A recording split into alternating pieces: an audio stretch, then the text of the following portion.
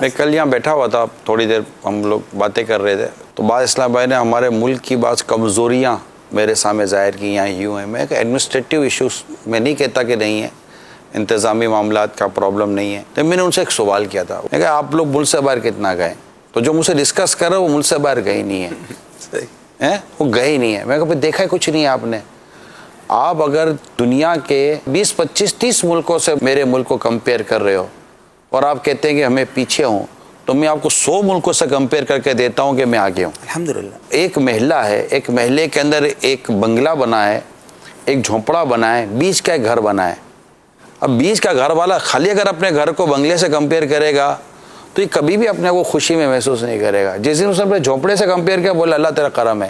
کبھی باہر نکلے تو پتہ چلے 2 کروڑ کی آبادی کا کم و بیش شہر ہے باب المدینہ کراچی ہے. 2.5 سے زیادہ بتاتے ہیں، 2.5 سے زیادہ آپ کو بتاتے ہیں. یعنی اس سے کم آبادی کے شہروں میں ٹریفک اس سے بدترین ٹریفک جام ہوتا ہے، اور وہ بہت ڈیولپ کنٹریز ہیں. ایم آئی رائٹ؟ یہ صحیح ہے.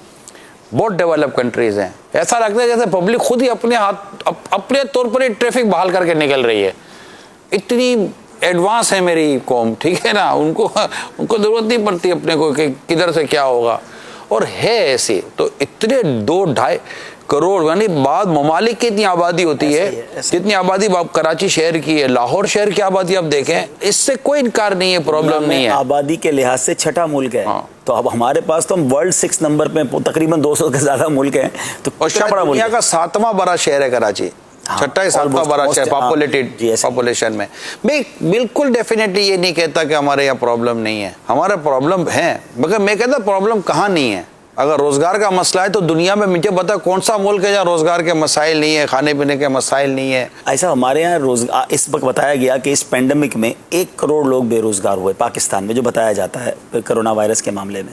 لیکن ہمارے وطن کی جو بہت بڑی خوبی ہے نا کہ بندہ کھپ جاتا ہے، کہیں نہ کہیں اس کے کھانے پینے رہنے کے معاملات ایڈجسٹ ہو جاتے ہیں. باہر اگر کوئی بے روزگار ہو جائے نا تو آپ نے دیکھا وہ 1 دن کی چھٹی ان کے لیے کتنا بھاری ہوتی ہے. جس نے اپنے آپ کو حاجی عبدالحبیب بھیک پر، بھکاری بنانے پر اور مانگنے پر اور ہٹ دھرمی پر رکھا ہے نا، اس کا تو کوئی حل نکالنا اتنا آسان نہیں ہے. لیکن جس نے تھوڑی سی بھی عزت و غیرت اور ہمت اور محنت کے ساتھ گزارا کرنا ہے نا، اپنے ملک کے اندر اس کا گزارا اچھا خاصا گزارا ہو جاتا ہے، بڑی عزت کے ساتھ وہ رہتا ہے.